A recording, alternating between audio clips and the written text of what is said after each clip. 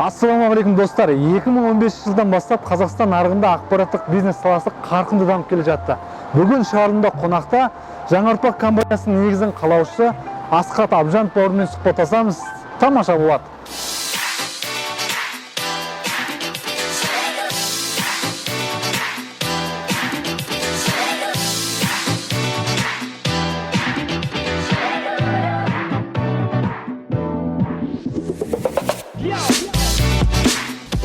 Тұрма, анау істеме, аузын жап там, да, тыныш отыр, ограничения все у нас в голове. Біздің жастарымыз ұйықтап жатыр, они спят. О, жоқ, қымбат екен, жоқ, бізге керек емес. На самом деле мы должны учиться у детей, у маленьких детей.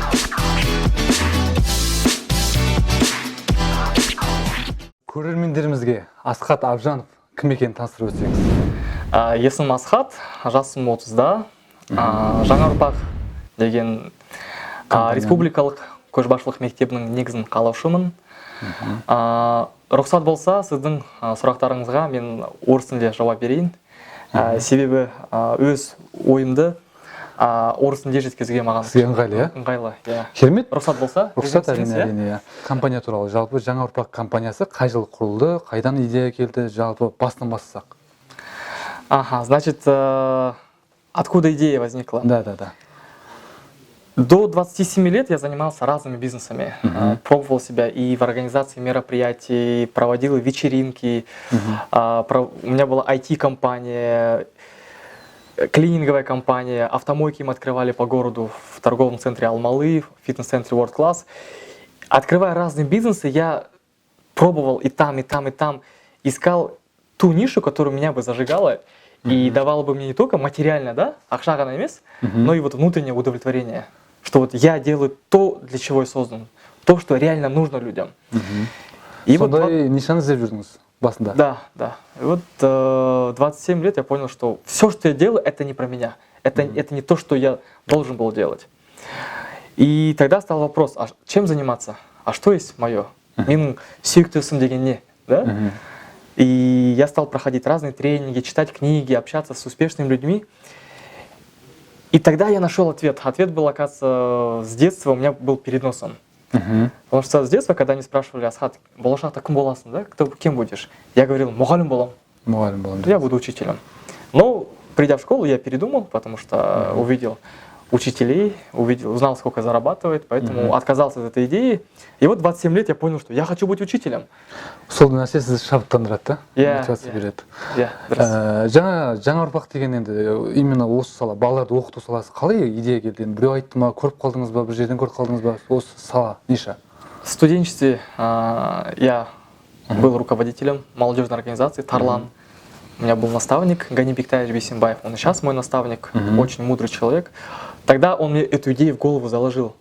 Он говорит: Асхат, если ты хочешь что-то изменить в стране и в мире, начни сначала себя, а потом начни молодежь воспитывать. Потому что молодежь, она вырастает, и потом те ценности и принципы, которые ты в них заложишь, они будут транслировать дальше уже в мир, в страну.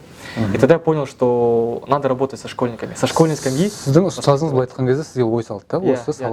Осы саланы ашып көрсең қалай болады? Жалпы Жаңаарпақ компаниясы 2016 жылы іске қосылды. Жалпы не үйретесіздер? Жалпы қандай адамзатқа, оқушыларға қандай ценность бересіздер? Жалпы қандай пайда бересіздер? В первую очередь это поверь в себя. Поверь в свои силы. Да? У тебя есть все ресурсы для достижения любой цели. Наша молодежь, она не уверена, она не верит в то, что может достичь каких-то больших высот. Они говорят: ну вот я учусь, работаю, но все, больше мне ничего не надо. И часто молодежь сомневается в себе, в своих силах, что они смогут сделать что-то такое великое. Почему так происходит? Потому что, к сожалению, общество воспитывает так. Тәрбиесі, да? Тәрбие жағынан, что отырма, анау істеме, аузын жап там, да, тыныш отыр. И мы как-то вот так вот эти рамками, да, нас забивают. Шектеп қояды, бәрі болмайды. И потом мы с ними думаем: ничего нельзя делать, надо быть тихим, надо быть скромным, надо вот не пробовать, рисковать нельзя. В школе нам говорят: тройку получил, это плохо, ошибаться это плохо. Но если мы вспомним себя в детстве или вспомним детей, мы понимаем, что именно опыт ошибок делал нас сильнее. Мы изучали мир, падая и вставая. Мы становились сильнее именно вот ошибаясь и делая работу над ошибками. Но в школе нам говорят, все, ты должен переделать все правильно сразу.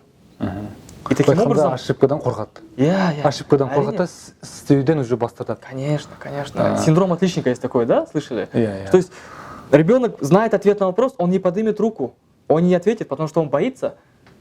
Даже если он знает, что он боится, что ошибется, и его накажут, ему поставят двойку, его поругает учитель, его поругает мама дома, и все. И поэтому он, если выбор что-то сделать и ошибиться, или не делать и не ошибаться, молодежь выбирает первый вариант, точнее второй. Не сделать и не ошибиться. Это называется идеальное бездействие. Да.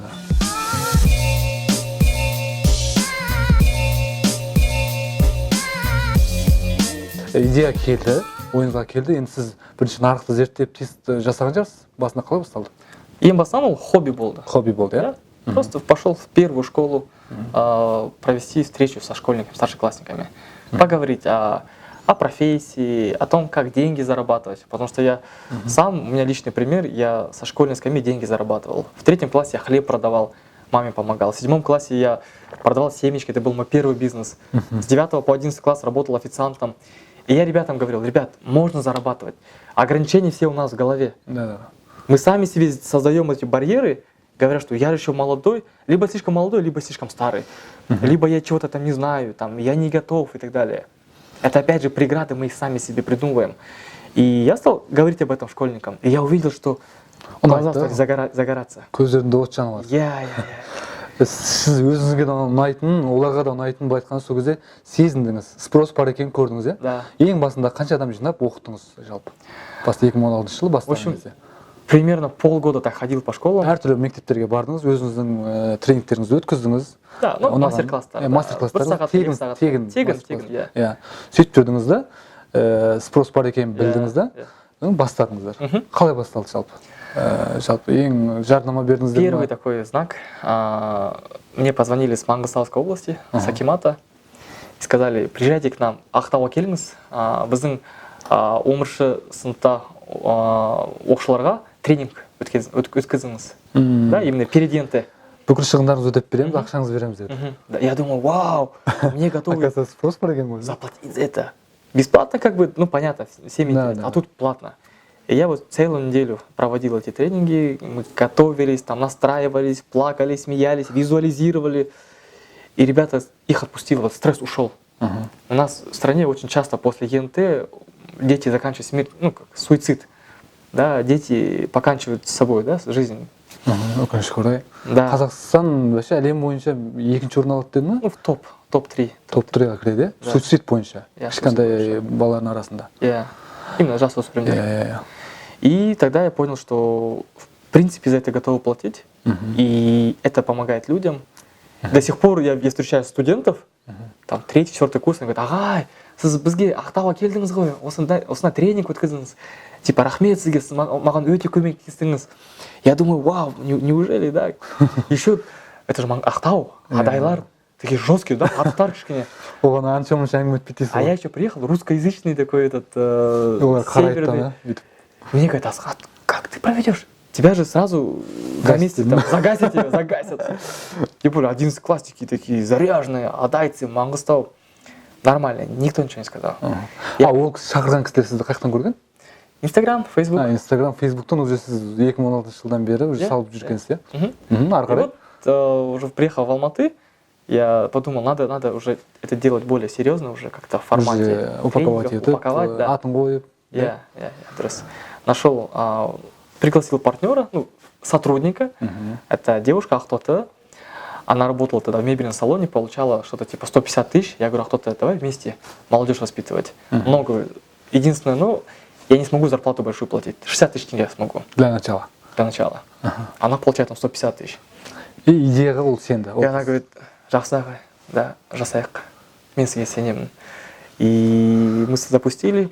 2016 жыл. Казгу, общежитие, подумали, сделаем лагерь летний. Просто общага Казгу, столовая, там они будут кушать, там будут жить, а мы будем в зале, в актовом зале проводить тренинги. Пошли в школу Ниш, пошли в 92-й лицей, провели первые наши агитационные такие, да, выступления. И родители говорят, давайте, мы вам верим. Хотя опыта нету. Нету диплома психолога, нету диплома педагога. Да, как бы занимается вообще в другой сфере. Раньше занимался IT, там, автомойки и так далее. И родители говорят, мы вам верим, мы готовы отдать. И мы собрали 28 человек. 28 адамды алғаш жылы жинадыңыздар. Да. Әр бала қанша төледі? Сол кезде бағасы 40 мың теңге болған. Бір адамға 40 мың теңге, шығымы? Бір апта. Бір апталық лагерь. Лагерь, иә. Общагада тұрады. 40 мың теңге төлейді. Иә. Солай басталып кетті идея. Иә. 2016 жылы басталды, 25 адамнан басталды. 28 адамнан. Енді ары қарай қалай даму болды уже? Сіздер енді былай үлкейдіңіздер ғой. Тағы адамдар алдыңыздар, оқушылар көп болдыңыздар. Ары қарай сіздерге қандай даму болды? Вообще интересный момент такой. Изначально мы лагерь сделали профориентационный. Мы учили правильно профессию выбирать. Мы думали, это самая большая проблема. Спрос огромный. Все говорят, кем быть, куда поступать, никто не знает. Мы провели первый лагерь на выпускном. Дети говорят, Рахмет, вы помогли нам поверить в себя, в свои силы, чтобы мы стали настоящими лидерами. Я такой, ага, про профессию ничего не говорят. Хотя мы экспертов приглашали, там, коучей, психологов, там, тесты различные про профессию. Проводим второй раз поток. Та же самая история. Ребята выходят на сцену и говорят, я раньше не верил в себя, я раньше боялся выступать на сцене, а сейчас я не боюсь, я могу, я лидер, я в себя верю. Я такой раз, ребят, команду собираю, говорю, мы делаем профориентацию, они говорят, лидер, уверенность, но мы это даем только маленький блок, просто как разминки какие-то. И тогда я сказал, а если мы будем 100% давать про уверенность, про лидерство, про команду, какой будет результат? И третий поток мы назвали лидерский лагерь Жаңаарпақ. Лидерская программа. И потом понеслось, а? И понеслось. Там такие результаты были, это просто нереально. Бұл жердегі инсайт жалпы нарыққа қарап та, нарық қандай нәрсеге көп спрос тудырады, сол нәрсеге қарап жұмыс. Одна из ошибок предпринимателей, что человек думает, что я знаю, что нужно рынку. Да. Но проблема в том, что рынок всегда знает лучше, чем ты. И нужно прислушиваться к рынку. Если рынок говорит, что ты даешь это, нужно говорить, да, окей, я даю это. Не пытаться переучить рынок, перевоспитать и говорить, нет, вам нужно это. Я понял, что профессия это важно, это в любом случае тренд, да? Но давать профориентацию детям сегодняшним, это то же самое, что учить спящего человека. Понимаете? Біздің жастарымыз ұйықтап жатыр. Они спят. Они не верят в себя, они не верят в то, что можно на любимом деле зарабатывать деньги, они не верят в будущее. Ол бизнес дегенді, мастерство дегенді вообще түсінеді да? Им главное получить грант. Грант болса, жақсы болады, все, это мечта. Шаблон өмір да? Да. Оқуға түседі, университетке түседі, ары қарай бір жерге жұмысқа тұрады, пенсия, анау, немере, шөбере деп кете бересіз. Жалпы қазір 2009 жыл далада, компанияларыңыздың уже ашылғанына 3 жыл болып жатыр. Бастапқы ашылғанмен осы аралықта қандай нәтижелеріңіз бар? Так, во-первых, уже проведено 27 потоков. 27 поток өткіздік, иә. Әр потокта қанша адам оқыды? Примерно 50 адам.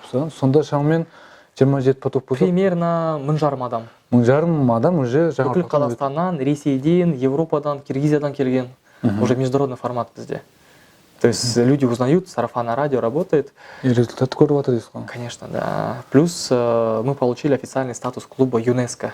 То есть мы теперь уже в международную организацию входим. Я сам являюсь членом правления от молодежи в ЮНЕСКО. Школа современная, к сожалению, не успевает давать всего того, что нужно современному успешному молодому человеку. Просто знание уже не решает, не так сильно влияет на будущий успех. Нужно развивать скиллсы, навыки. Soft skills называется. Это навыки ораторского искусства, навыки коммуникации, да, креативное мышление, нестандартное мышление, умение там находить выходы из разных ситуаций. К сожалению, школа этого не дает сейчас. Она работает по старой системе. И мы подумали, давайте мы будем дополнять то, что не успевает давать школа. И мы это даем, и мы видим результаты. Мы видим, что дети начинают раскрываться, начинают верить в себя, начинают ставить цели и достигать их. Наш президент всегда говорит, нам не хватает лидеров, нам нужны молодые лидеры. Кто такой лидер? Это человек, который вдохновляет своим примером. Да, человек, который... Өзіне сенімді істеп жатқансын сүйет, және халқысына пайдасы бар адам дейсіз ғой. Вот есть 3G, да, Triple G, Головкин. Да. Лидер, как он вдохновляет, да? Есть Димаш Кудайберген. Вот, покоряет весь мир, показывает пример. А представьте, было бы таких 100 тысяч. Не 3, 5, 10, а 100 тысяч. В разных сферах. Наука, культура, спорт, экономика, политика, бизнес. И такие яркие, сильные люди, которые делают свое дело качественно, красиво, грамотно, вдохновляя других. Тогда наша страна зажила бы по-другому. Мы ориентируемся на Запад, на Восток, мы ищем где-то там примеры. Мы говорим, я хочу быть как Стив Джобс, я хочу быть как Билл Гейтс, я хочу как быть там Марк Цукерберг или Илон Маск. Но нету своих примеров. Мы проводим, ну вот 27 потоков на русском языке проводили. И где-то 2-3 потока с казах тілінде өткіздік. Но это все были бесплатные. Бесплатно, да. Мангостаудан бізге балалар келген, здесь проводили, там проводили. Это все были социальные наши проекты. Потому что мы пробовали запускать рекламу на казахском языке. Люди звонят, люди спрашивают, қанша тұрады, бағасы қандай? О, жоқ, қымбат екен, жоқ, бізге керек емес. То есть, я не знаю, возможно, я не прав, да? Но мне кажется, что почему-то русскоязычная аудитория, она больше понимает ценность именно тренингового обучения.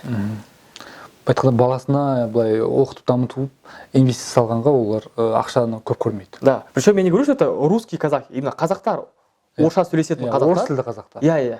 Вот они вкладывают, они ходят, они сами развиваются, ходят на эти тренинги. Казахоязычная аудитория, они говорят, ну, сабақ оқиды, бәрі жақсы, в принципе. Ну, как бы, главное, аман есен жүрсін, да, и почему-то не сработала реклама. Возможно, сейчас мы будем пробовать снова. Это моя мечта, да? Делать так, чтобы у нас было больше казахоязычных тренингов. Потому что я понимаю, что за этим будущее, без этого никуда, никак. Я соңғы кезде қарап отырсам уже қазақ тілді уже аудиторияны үкімет деп айтқан кезде қатты қолға алып жатыр. Мысалы латинға ауысып жатыр ғой, осы соңғы кезде 2019-дың 1 февральдан бастап бүкіл кинотеатрлар қазақша субтитр қойды. Айтқанда болашақта жайлап қазақ тілде сондай бір саясат болып жатқан сияқты мен ойымша. Сіздердің салаларыңыз сырттан қарағанда бір социальный проект сияқты. Бұл негізі бизнес проект қой. Ол бизнес и социальный проект. Социальное предпринимательство, наверное. Жалпы оборот қанша компанияда? 18 был примерно 85, это так. 85 миллион. Да. 2019-ға қанша жоспар жасап жатсыздар? Ну, мы вообще всегда ставим цель X2 делать. Әр жыл сайын X2. Да.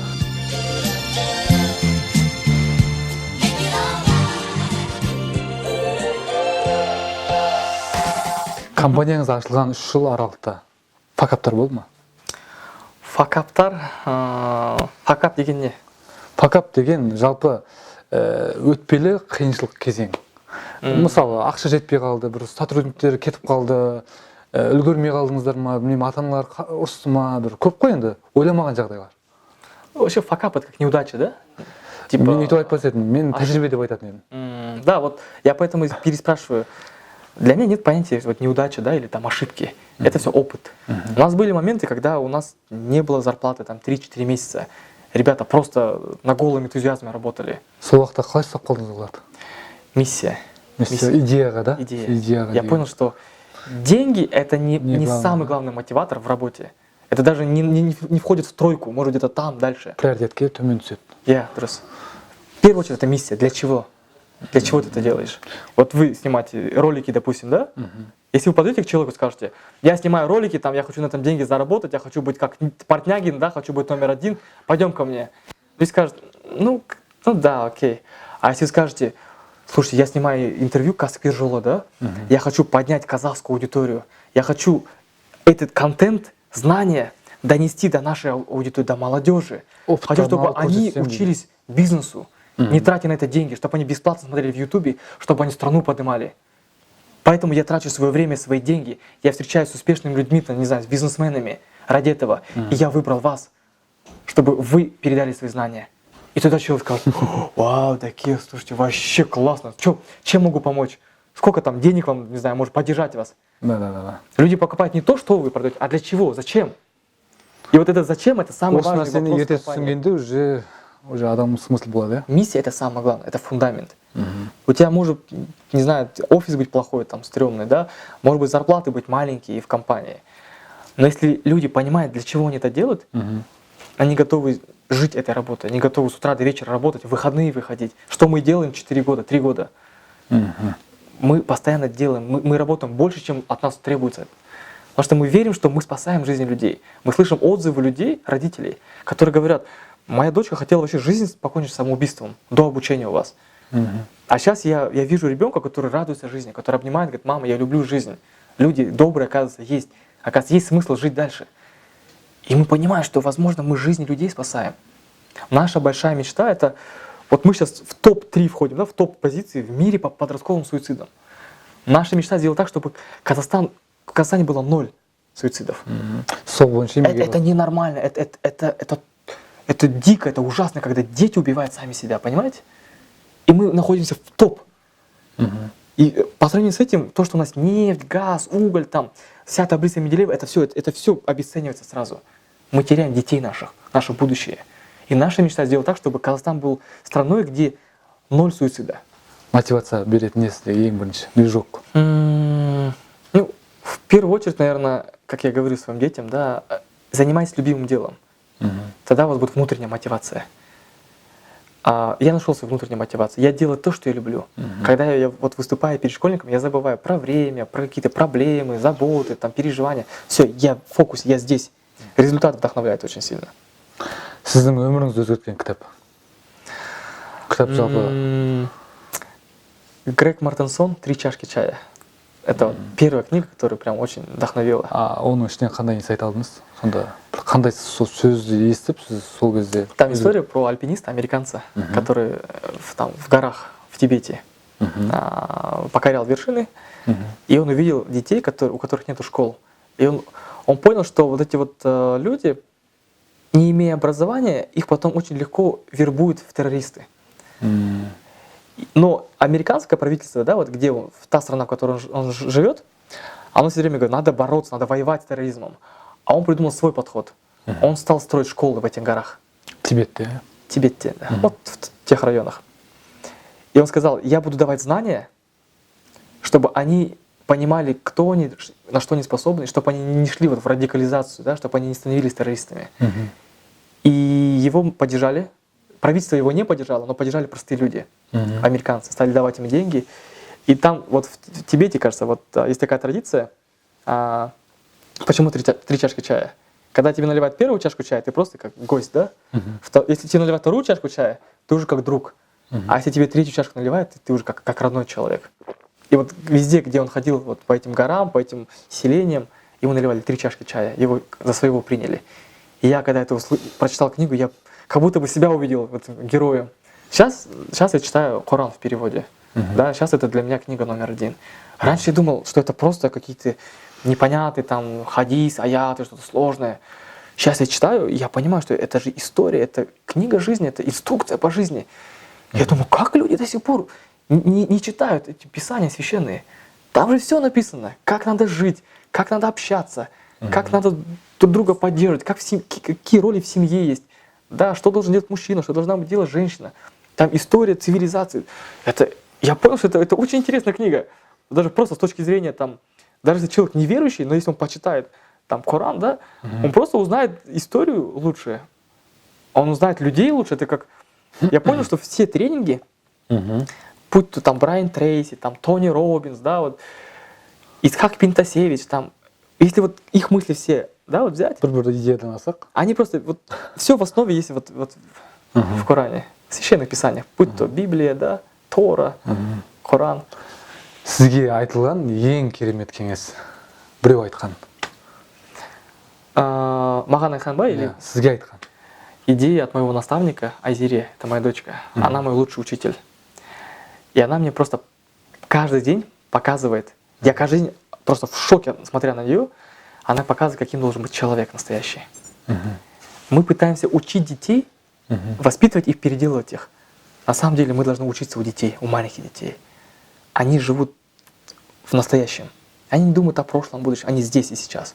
Да, они занимаются тем, что им нравится, что они не занимаются самообманом. Они не играют в игры, которые им не интересны. Понимаете? Они бесстрашные, они любознательные, все интересно. Они настойчивые, они эмоциональные, хотят плакать, они плачут, хотят смеяться, они смеются. Они такие, какие они есть, у них энергия прет из них. Понимаете? А мы их потом переделываем и создаем из них уже взрослых несчастных людей. Асхат мырза, сіз қазақша білесіз ғой енді. Неге қазақша сөйлемейсіз? Кішкене білем, қазір мен үйретіп жатырмын да, қазақ тілін. Практикада қолданып жатсыз. Иә. Ну, вот смотрите, вот казахский язык — это острый вопрос сейчас стоит. Өзек мәселе болып отыр. Меня, честно сказать, очень сильно задевает, да, когда я вижу, как старшее поколение вот так вот: қазақша сөйле, қазақсың ба, намысың бар ма? Жоқ, болмайды орыс тілінде сөйлесуге, да? Я понимаю, что это не... Дұрыс емес подход, да? Дұрыс емес. Это не работает. Я понимаю, что как бы то, что молодежь и то, что люди говорят на русском, это не то, что они не хотят, допустим, да, или они там не любят язык. Мы все любим язык, мы все любим свою страну. Но надо копать глубже. А почему так произошло? И меня воспитывали, да, в русскоязычной среде. Представьте, с детства, с пеленок я слышал русскую речь, я смотрел русские мультики, читал русские книжки, учился в русском садике, в русской школе, в русском университете. И уже приехав в университет, мне говорят: қазақша не сөйлеспейсің. Я не слышал речи, я не говорил. Я говорю: жақсы кешіріңіз, мен қазақпын, болашақта мен міндетті түрде мен қазақша сөйлеймін. Но когда мне вот говорят типа: сөйле, делай, да, жаса, это не работает. Это наоборот даже многих людей отталкивает. Отталкивает, да. Так, құрметті көрермендер, бүгінгі Асхат мырзамен алған сұхбаттан ең ұнаған инсайтты осы төменде комментарияға жазып, өміріңізде қолданатыныңызды жазып кетіңіз. Ең жақсы комментқа сіз жаңағы Асхат мырза айтқандай екеуіңіз кездесіп, бір-бірлеріңізге пайдаңыз тигізетін боласыздар.